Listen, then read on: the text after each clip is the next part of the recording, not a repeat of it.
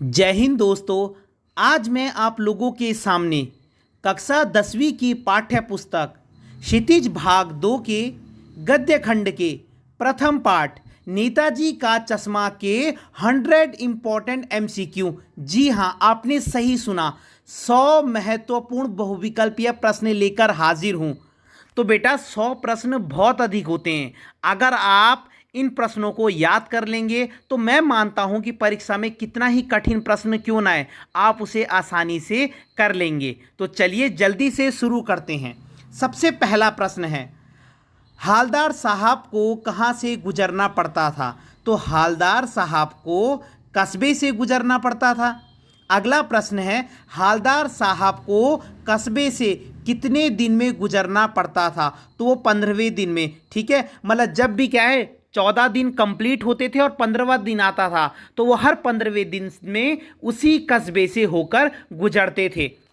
अगला प्रश्न है, कस्बे में कितने बाजार थे? तो बेटा वो छोटा सा एक कस्बा था तो उसमें एक ही बाजार था। कस्बे में कितने बाजार थे? एक ही बाजार था उस कस्बे में जिससे हालदार साहब क्या है होकर गुजरते थे। और 15वें दिन में कस्बे में किस चीज़ का कारखाना था? तो वो जो कस्बा है ना उसमें जो है एक सीमेंट का कारखाना भी था। किसका? सीमेंट का। और कस्बे में लड़कियों के कितने स्कूल थे? उस कस्बे में लड़कियों का क्या है एक ही स्कूल था और एक स्कूल लड़कों का भी था। तो टोटल कितने स्कूल थे उस कस्बे में? 2 स्कूल थे, एक लड़कियों का एक लड़कों का।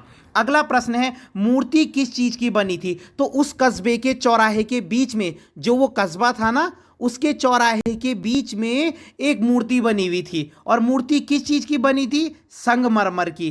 किस चीज की? संगमरमर की।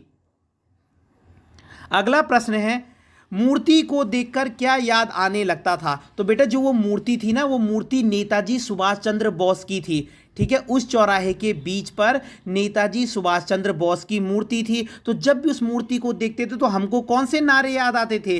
दिल्ली चलो या तुम मुझे खून दो मैं तुम्हें आज़ादी दूंगा। ये नारे किसके थे? सुभाष चंद्र बोस जी द्वारा दिए गए थे। इसीलिए जब भी उस कस्बे के बीच में नेताजी की मूर्ति पर नजर पड़ती थी तो ये 2 नारे याद आते थे। कौन से? दिल्ली चलो और तुम मुझे खून दो मैं तुम्हें आज़ादी दूंगा। अगला प्रश्न है, मूर्ति में क्या कमी खटकती थी? लेकिन उस मूर्ति में बेटा क्या चीज की कमी थी? उस मूर्ति पर क्या नहीं था? मूर्ति पर चश्मा नहीं था बेटा। वो मूर्ति तो बहुत सुंदर बनी थी लेकिन मूर्ति पर चश्मा नहीं था और नेताजी तो चश्मा पहनते ही थे। मूर्ति में नेताजी कैसे लग रहे थे? तो एकदम मासूम और कमसीन। बेटा इसको ढंग से समझो, मासूम माने होता है एकदम भोले, है ना, और कमसीन माने होता है कम एज के, है ना, एकदम युवा लग रहे थे, कम एज के मतलब। ठीक है, तो उस मूर्ति में सुभाष चंद्र बोस कैसे लग रहे थे? ठीक है, कैसे लग रहे थे? मासूम और कमसीन। कमसीन का मतलब क्या होता है? कम आयु का। और बस्ट किसे कहते हैं? बेटा बस्ट कहते हैं जो वो मूर्ति थी ना, जो सुभाष चंद्र बोस की मूर्ति उस चौराहे पर बनाई गई थी वो बस्ट तक थी। बस्ट का मतलब होता है सिर से लेके ये चेस्ट तक, है ना। कई सारी मूर्ति होती है वो कंप्लीट कहाँ होती है? सर से लेके केवल चेस्ट तक, जहां पर हमारे कोट का सेकंड बटन होता है ना लगभग, बस उतनी ही। ठीक है, तो बस्ट उसे ही कहते हैं। ठीक है, सिर से आवक्ष मूर्ति को, है ना, सिर से लेकर जो चेस्ट तक होती है उसको बस्ट कहते हैं उस मूर्ति को। अगला प्रश्न है, हालदार साहब को कस्बे के नागरिकों का कौन सा प्रयास सराहनीय लगा? मतलब उनको जो उस कस्बे के जो लोग हैं ना उनका कौन सा एफर्ट्स अच्छा लगा, मतलब है ना कौन सा कि नेताजी की मूर्ति बनाने का उनको अच्छा लगा कि यहाँ के लोगों ने क्या करा, ये काम किया, ये नेताजी की मूर्ति का, तो ये काम उनको काफी सराहनीय लगा, तारीफ के लायक। देशभक्ति की आजकल कैसी स्थिति हो गई है? तो बेटा देशभक्ति आजकल क्या है, सबके लिए मजाक की चीज बन गई है, क्योंकि आजकल लोगों में देशभक्ति देखने को नहीं मिलती, तो वो मजाक की चीज बन गई है। अगला प्रश्न है, गद्यांश में किस भावना के महत्व की बात की गई है? तो इस गद्यांश में किस की बात की गई है? देशभक्ति के प्रति, देशभक्ति बोलो या देशभक्तों के प्रति श्रद्धा भावना की, है ना। जो भी ये देशभक्त है हमें उनके प्रति क्या होनी चाहिए? श्रद्धा होनी चाहिए, रिस्पेक्ट होनी चाहिए। दूसरी बार हालदार साहब को मूर्ति में क्या अंतर दिखाई दिया? तो जब वो बार बार जाते थे, मैंने बताया ना 15वें दिन में, तो दूसरी बार उनको क्या चेंज दिखा कि मूर्ति पर क्या था? चश्मा क्या था? दूसरा था, है ना। जब भी वो जाते थे तो उनको नए नए चश्मे दिखते थे मूर्ति पर, क्योंकि ओरिजिनल चश्मा तो मूर्ति पर था नहीं, तो कोई इंसान था जो मूर्ति पर बार बार चश्मा लगा रहा था।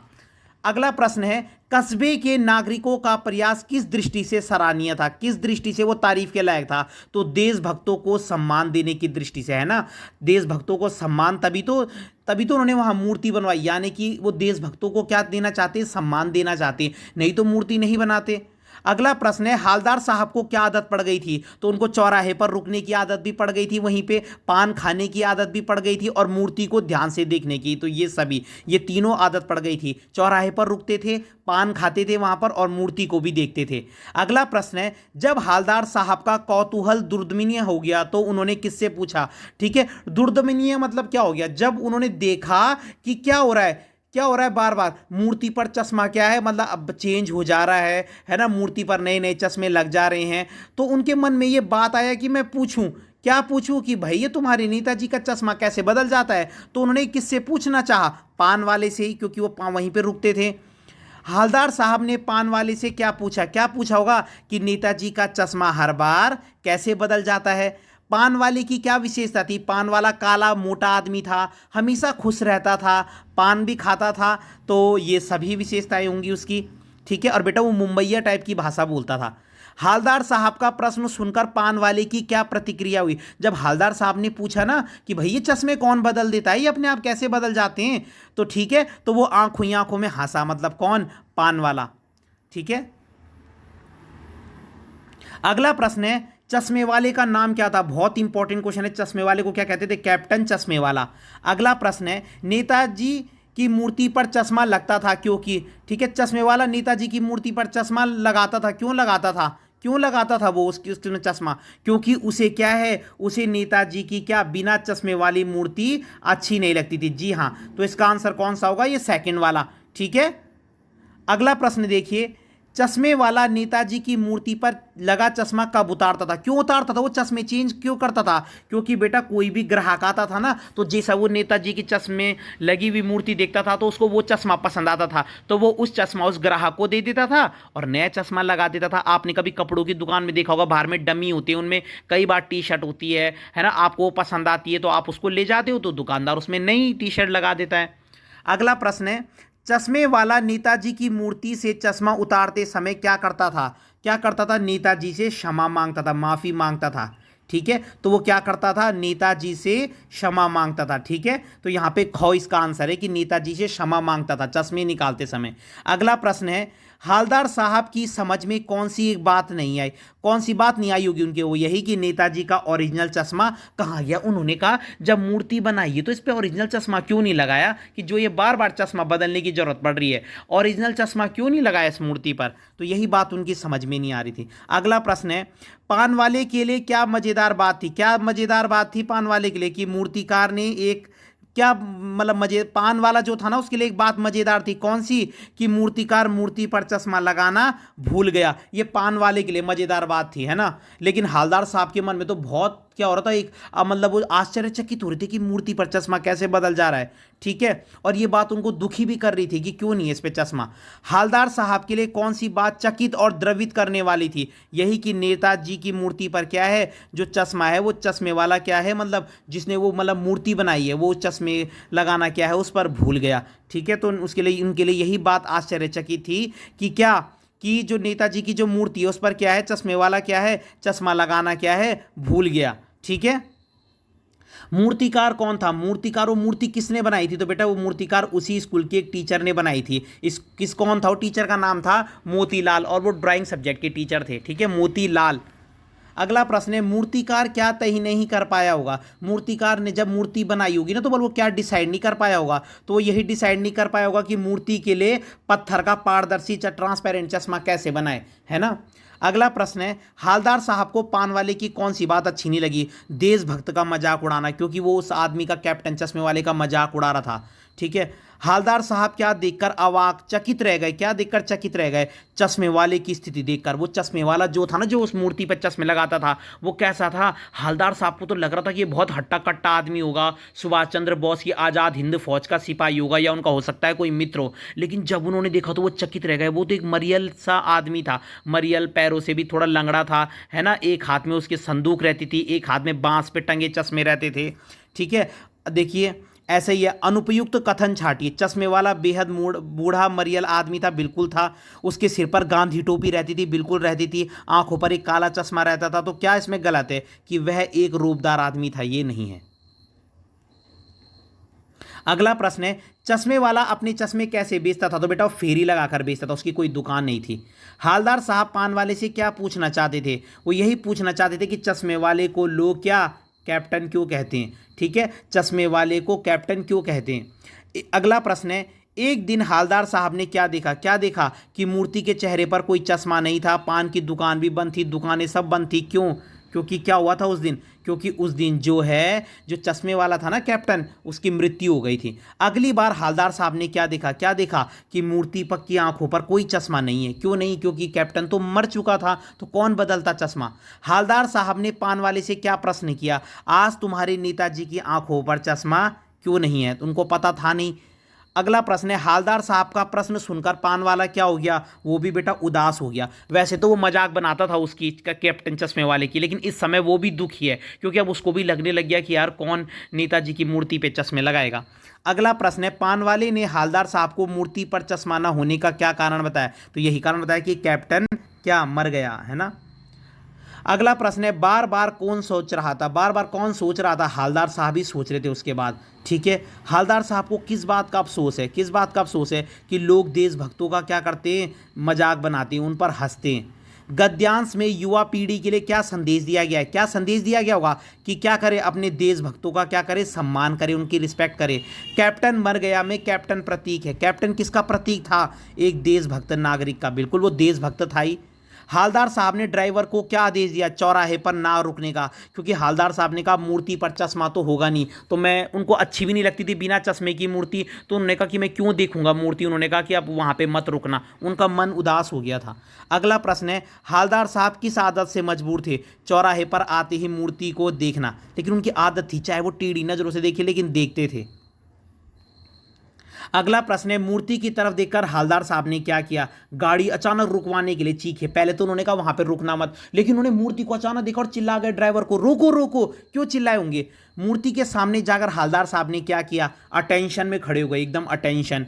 हालदार साहब ने मूर्ति पर क्या देखा? कि मूर्ति की आंखों पर क्या लगा है? एक सरकंडे का चश्मा लगा है। कैप्टन तो मर गया, लेकिन मूर्ति की आंखों पर सरकंडे का चश्मा लगा है। और मूर्ति पर सरकंडे का चश्मा देखकर हालदार साहब की क्या दशा हुई? बेटा वो भावुकता से उनकी आंखें भर आई, है ना, इमोशनल हो गए, वो आंखें भर आई। और ये सरकंडे का चश्मा ना बच्चों ने लगाया था, उस कस्बे के बच्चों ने। ठीक है, अगला प्रश्न है, नेताजी का चश्मा पाठ के लेखक कौन है? स्वयं प्रकाश है। ठीक है, नेताजी का चश्मा जो कहानी है इसके लेखक कौन है? स्वयं प्रकाश। अगला प्रश्न है, नेताजी का चश्मा कहानी किसके बारे में? तो सुभाष चंद्र बोस की मूर्ति पर चश्मे के बारे में। कस्बे के विषय में क्या सत्य नहीं है? कस्बा छोटा था, बिल्कुल था। वहाँ लड़कों का स्कूल था, बिल्कुल था। एक लड़कियों का स्कूल था, बिल्कुल था। तेल का कारखाना, ये नहीं था। कस्बे के चौराहे पर किसकी प्रतिमा लगी थी? आपको पता है, सुभाष चंद्र बोस। नेताजी की मूर्ति में क्या कमी थी? उस पर चश्मा नहीं था, ये भी आपको पता है। मूर्ति किसने बनाई थी? ये भी आपको पता है, हाई स्कूल के ड्राइंग मास्टर ने, मोतीलाल ने। मूर्ति पर चश्मा कौन लगाता था? पता है आपको, कैप्टन चश्मे वाला। चश्मे वाले को लोग कैप्टन क्यों कहते थे? क्यों कहते थे? क्योंकि वो नेताजी की मूर्ति पर क्या लगाता था? चश्मे लगाता था। नेताजी ने क्या नारा दिया था? तो मैंने आपको बताए थे, कौन? तुम मुझे खून दो, मैं तुमको आज़ादी दूंगा। चश्मे वाला मूर्ति पर चश्मा क्यों लगाता था? क्योंकि उसे नेताजी की बिना चश्मे वाली मूर्ति अच्छी नहीं लगती थी। हालदार साहब को कौन सा आइडिया अच्छा लगा? कौन सा आइडिया लगा कि मूर्ति तो पत्थर की है, लेकिन चश्मा क्या है? उस पर असली है। हकीकत में क्या हुआ था, जो ड्राइंग टीचर थे ना जिन्होंने मूर्ति बनाई, तो उन्होंने चश्मा तो लगाया नहीं। अब चाहे वो भूल गए, इसके बहुत सारे उन्होंने मतलब अंदेशा लगाया कि वो भूल गए, है ना, या उन्होंने सोचा कि मैं कैसा पारदर्शी ट्रांसपेरेंट चश्मा लगाऊं पत्थर का, है ना। लेकिन वो हालदार साहब को यही आइडिया अच्छा लगा कि मूर्ति तो क्या है, पत्थर की, लेकिन चश्मा क्या है, असली है। हालदार साहब ने कैप्टन चश्मे वाले के बारे में किससे पूछा था? तो पान वाले से ही पूछा, क्योंकि वो पान खाते थे चौराहे पर रुककर। चश्मे वाले के प्रति पान वाले की टिप्पणी कैसी थी? अपमानजनक। अपमानजनक मतलब पता पान वाले ने क्या कहा था? कि वो जब उन्होंने बोला ना कि भैया क्या उनकी आज़ाद हिंद फौज का सिपाही तो नहीं है ना, ये आज़ाद हिंद फौज का सिपाही तो नहीं है, तो पान वाले ने कहा अरे साहब वो लंगड़ा क्या जाएगा फौज में, वो तो पागल है पागल। तो हालदार साहब को ये बिल्कुल अच्छा नहीं लगा। अगला प्रश्न देखो, वो लंगड़ा क्या जाएगा फौज में, पागल है पागल, ये बात किसने कही थी? पान वाले ने। एक दिन मूर्ति चश्मा विहीन क्यों हो गई थी? मूर्ति पर चश्मा क्यों नहीं था? क्योंकि कैप्टन मर गया था। हालदार साहब दुखी क्यों थे? क्योंकि शहीदों पर हंसने वाली कौम के बारे में सोचकर, कि जो लोग शहीद हो जाते हैं, कुछ कौम ऐसी होती है, कुछ जात ऐसी होती हैं कि जो उनका भी क्या उड़ाती हैं, मजाक उड़ाती हैं। अगला प्रश्न है, कैप्टन कौन था? कैप्टन कौन था इसमें? चश्मे वाला, उसको ये लोग कैप्टन कहते थे। अगला प्रश्न है, हालदार साहब आज चौराहे पर क्यों नहीं रुकना चाहते थे? क्यों नहीं रुकना चाहते थे? क्योंकि वो नेताजी की चश्मा रहित मूर्ति को नहीं देख सकते थे, है ना। अगला प्रश्न है, मूर्ति पर सरकंडे का चश्मा किसने लगाया था? किसी बच्चे ने। याद रखिए, ये बहुत इंपॉर्टेंट है। कौन सी कौम अपने लिए बिकने के मौके ढूंढती है? कौन? जो शहीदों का क्या करती है? अपमान करती है। जो शहीदों का उपहास करती है या अपमान, उनकी मजाक उड़ाती है। कस्बा कैसा था? बहुत बड़ा नहीं था, ये तो आपको पता है, ये छोटा था। कस्बे की नगर पालिका का कार्य था, क्या था? वो कभी कभी सड़क पक्की करवा देती थी, कभी वहाँ पेशाब घर बनवा दिए, कभी कबूतरों के लिए छतरी, कभी कभी कवि सम्मेलन करा दिए। ये वहाँ की नगर पालिका करती थी कि कभी सड़क पक्की करवा दी, कभी पेशाब घर बनवा दिए, कभी कबूतरों के लिए छतरी बनवा दी, कभी कवि सम्मेलन करा दिया। तो उपयुक्त सभी। अगला प्रश्न है, नेताजी की मूर्ति थी जो वो कहाँ स्थापित की गई थी? तो कहाँ स्थापित की गई थी? शहर के मुख्य बाजार के चौराहे पर। नेताजी की मूर्ति स्थानीय कलाकार से बनवाने का निर्णय क्यों लिया गया? मतलब वो उनको ही क्यों दिया वो काम, वहाँ के उसके ड्राइंग टीचर को क्यों दिया था? क्योंकि वहाँ अच्छी मूर्तिकारों की जानकारी नहीं थी, बजट भी नहीं था उनके पास इतना पैसा, और वहाँ पे बोर्ड की शासनावधि, उनका जो कार्यकाल था ना, वो पूरा होने वाला था। देखो क्या होता है बेटा, जैसे चुनाव होते हैं ना 5 साल बाद, तो तुमने देखा होगा सरकार लास्ट साल में क्या करती है, जैसे उसका टाइम खत्म होने वाला होता है तो वो नई नई स्कीम लाने लगती है कि ताकि लोग इंप्रेस हो जाए। ठीक है, तो इसमें भी उपयुक्त सभी है। मूर्तिकार मोतीलाल कितने समय में मूर्ति बनाकर पटक देने? ठीक है, तो वहाँ का जो ड्राइंग टीचर रहता है हाई स्कूल का, तो जब उसके लिए मूर्ति बनाने के लिए कहते तो वो कहता है बस मैं महीने भर में ही मूर्ति पटक दूंगा, यानी कि आपके सामने मूर्ति बनाकर हाजिर कर दूंगा। नेताजी की मूर्ति कितनी ऊंची थी? मतलब कितनी ऊंची थी वो जो है 2 फुट ऊंची थी। बहुत इंपॉर्टेंट है ये, 2 फुट ऊंची। नगर पालिका का कौन सा प्रयास सफल और सराहनीय था? यही वाला, नेताजी की मूर्ति स्थापित करने का।